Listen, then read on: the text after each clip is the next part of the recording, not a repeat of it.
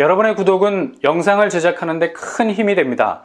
영상을 보시기 전에 구독과 좋아요 꼭 부탁드리겠습니다. 아울러 회원이 되시기를 원하시는 분들은 유튜브 채널 홈피 구독 옆에 있는 가입 버튼을 눌러주시기 바랍니다.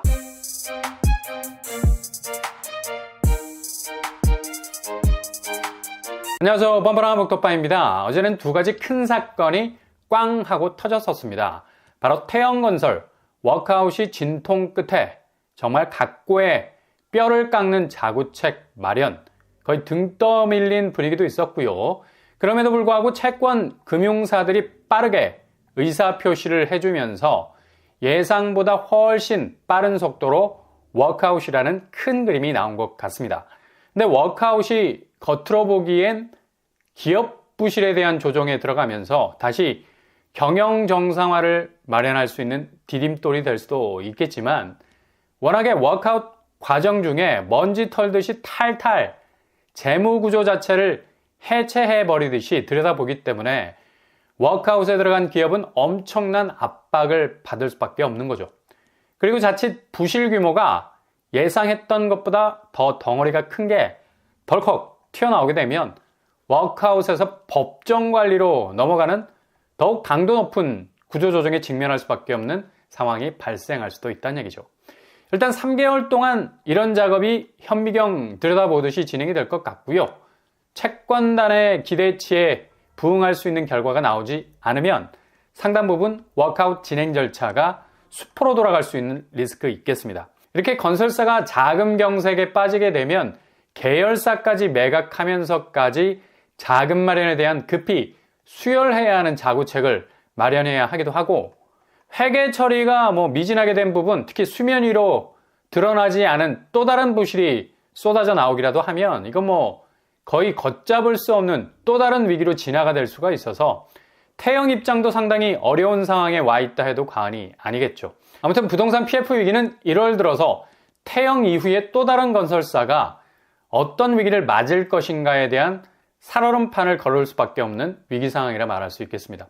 이렇게 건설사 위기와 동반해서 고금리 기조, 여전히 어제 한국은행 금통위에서 내놓은 기준금리 결국 1월도 3.5% 동결을 유지하기로 했습니다. 1월까지 8회 연속 동결 분위기 이어가고 있죠. 그만큼 금리의 봄은 오기 힘들다. 꽃은 피고 싶은 마음이 굴뚝인데 기운은 여전히 한파 동장군이 칼바람을 휘날리는 분위기죠. 그러니 좀처럼 한국은행 기준금리는 움직이기가 여간 힘든 게 아닙니다. 한국은행이 내놓은 2024년 세계 경제 전망도 그리 밝지만은 않습니다. 성장세가 둔화되는 가운데 인플레 흐름이 둔화될 수 있다는 희망도 엿보이지만 대체로 주요국 경제 지표가 그리 높지 않은 선에서 그냥 아슬아슬하게 걸쳐있는 지표를 보이고 있죠. 그만큼 이건 반사거울이야. 우리나라 경제 지표를 비춰주는 거울. 국내 경제 역시도 소비 회복세가 약화가 됐으나 이건 결국 내수가 꽁꽁 얼어붙은 건데, 워낙 내수가 제대로 돌지를 않으니 또 다른 탈출구가 필요한데 수출이 양호한 증가세를 보인다는 거고요. 중요한 건 확실한 반등세로 궤적이 다르게 바뀌는 게 아니라 완만한 개선 흐름세라는 거죠. 올해 경제 성장률은 하나는 2.1%로 잡고 있는데요. 작년 2023년은 1.4% 정도 수치에서 살짝 올라간 경향도 보이지만 간에 기별도 안 가는 그러다 목에 걸리겠어.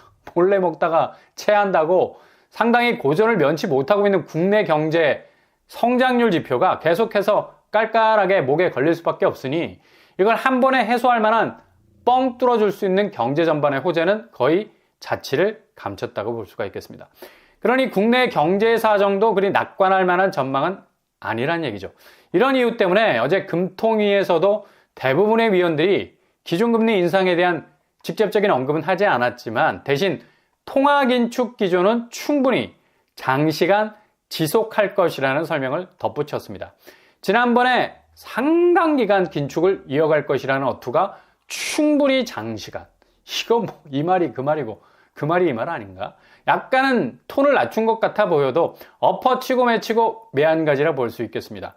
그만큼 상반기까지는 고금리 기조가 그대로 유지가 될 것으로 보이고요. 특히 미국 분위기가 금리라는 꽃망울을 터뜨릴 기세로 월가를 필두로 온 사방 불꽃놀이를 터뜨리더만 결국 미국 근원 물가지수가 3.9%까지 올랐죠. 예상치 3.8%보다 더 치고 올라온 수치죠.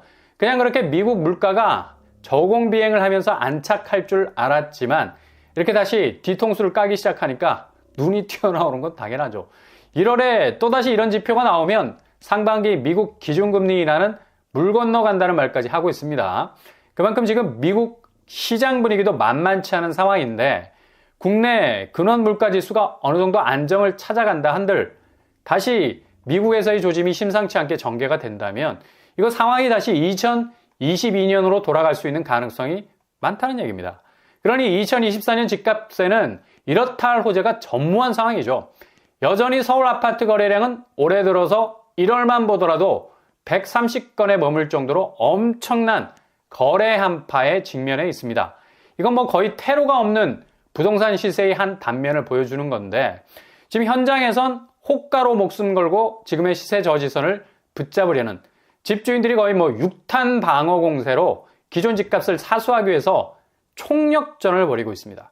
그러나 거래 없는 시장을 이길 수 있는 매도세 없습니다.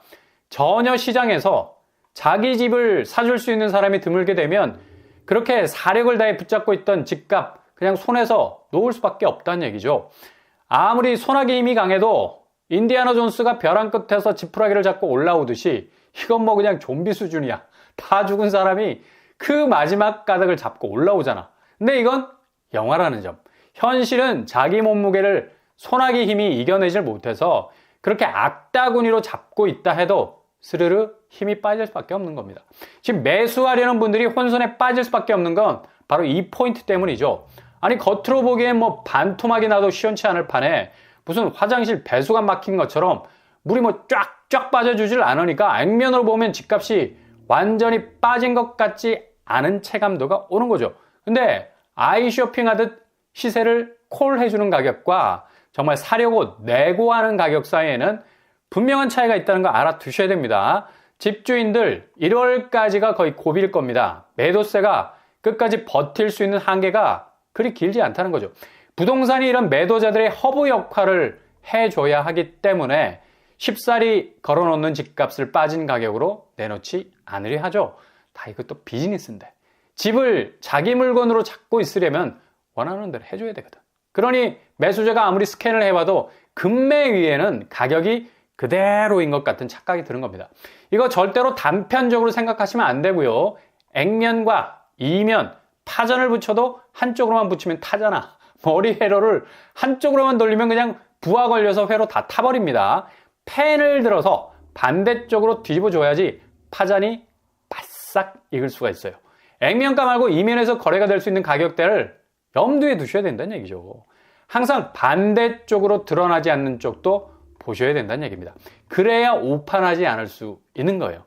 그래서 무조건 지금 상황에선 가격대가 확실히 낮은 곳 아니고는 절대 내고하시거나 청약하시거나 진입하시면 안 된다는 거죠. 결국은 죄다 내리꽂힐 수밖에 없는 상황입니다. 이런 상황에서 서울이지만 상당히 저렴한 가격대로 진입할 수 있는 틈새 기회가 1월에 생길 것으로 보입니다. 바로 흑석동에 위치한 아파트인데요. 이번 달 무순위 청약이 진행이 될 것으로 보입니다. 지난번 같은 동네였던 흑석자이가 무순위가 진행이 됐었는데 여기 5구제곱 한 가구 그리고 84제곱 한 가구가 나왔었죠. 몰린 사람만 93만 명 쏠림 현상이 있었습니다. 정말 살벌한 수준이었는데 그만큼 분양가 자체가 초기 분양가로 나와서 더욱 몰렸던 점도 많았죠. 이번에도 흑석동에서 나오게 되는데 바로 흑석 아크로하임 1월에 쏟아질 겁니다. 5채 이상으로 보이고요. 최근에 서울에서 분양하는 아파트들 9평만 봐도 15억 가까이 되죠. 근데 여기는 9평에도 7억대 가격이 많이 포함되어 있어요. 대체로 7억 5천 수준인데요. 지금 서울 신축 아파트 5구제곱이 10억 하잖아. 이거 24평보다 34평이 더 싸. 그것도 2, 3억 정도가 더 싸니까 눈여겨볼 만하죠. 지금 시세를 들여다보면 16억 7천 정도의 매매가 됐습니다. 매물 평균 가격은 22억 7천 정도로 형성이 돼 있고요. 이거 보세요. 이렇게 호가가 무슨 실거래가보다 6억을 더 얹혀놓고 있잖아. 그래서 분양가와 따져봐도 당장 10억 정도의 차이가 납니다. 지금 상황에서 10억 정도 싼 분양가 기대하기란 거의 불가능하죠. 근데 이렇게 빈틈을 타고 불쑥 나오는 아파트들 잘 살피셔야 된다는 얘기입니다. 입지는 뭐 상당히 좋은 편이고요. 흑석역, 도보권. 아무튼 지금 고분양가를 고스란히 다 받아주다가는 그냥 허리 부러질 거는 분명해 보이고요. 같은 서울 쪽 무순이 줍줍, 여기는 뭐 이미 나왔죠. 158세대나 나왔습니다. 상도 푸르주 클라베뉴, 분양가가 9평이 13억 가까이 되는 곳입니다. 이번에 무순이로 돌려서 자녀 물량을 털려고 하는 곳인데 이렇게 무순이 가격 중량만 딱 달아봐도 답이 나오죠. 7억대, 13억대. 흑석 7억대, 상도 13억대. 거의 뭐 6억 정도 차이가 나는데 어디를 고려해 봐야 할지는 뭐 딱 답이 나오는 거예요. 그리고 신길동에 위치한 보라매 SK뷰도 6, 7억대 가격으로 이번 달에 이것도 5세대 이상 나올 것으로 보입니다. 틈새로 갑자기 등장할 겁니다. 지금 시세는 13억 4천 정도에 형성이 되어 있죠. 거의 뭐 반값 수준으로 생각해 볼 수 있는 곳이기도 하죠. 그리고 강남권에서 개포자의 프레지던스 분양가가 20평대가 11억대였는데 여기는 뭐 분양가가 어마무시하죠. 지금 시세는 뭐 더해 21억 6천에 형성이 되어 있습니다. 거의 뭐 10억 정도 갭이 있네요. 1월에 나올 것으로 보입니다. 이렇게 1월에는 여러모로 부동산 시황이 어수선한 가운데 틈새 아파트 가격대로 나오는 곳들이 여러 군데 있습니다. 특히 무순이도 고분양가 백업을 하고 있는 곳들은 잘 걸러서 하는 것이 중요하죠. 아무튼 1월이 가장 중요한 집값 분기점이 될 것 같고요. 지리한 기다림, 뭐 이거 아무런 변화가 일어나지 않는 것 같아 보이지만 실은 실거래 현장에서는 매도세가 아우성입니다. 더 이상 버틸 여력을 점점 잃어가고 있는다는 얘기죠. 잘 체크하셔서 골든타임 잡으실 수 있길 바랍니다.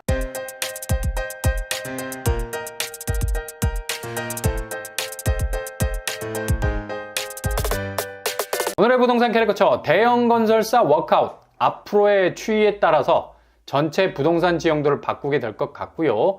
그리고 한국은행의 고금리 기조는 여전히 계속해서 이어질 것으로 전망이 됩니다. 국제경제와 국내 경제 전망이 그리 밝지 않을 것으로 보여서 앞으로 집값 추이는 더욱 거세게 영향을 받을 것으로 보이죠.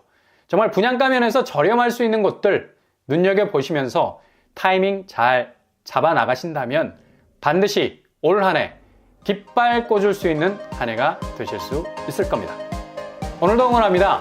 여러분의 길이 꽃길만 되실 수 있길 바랍니다.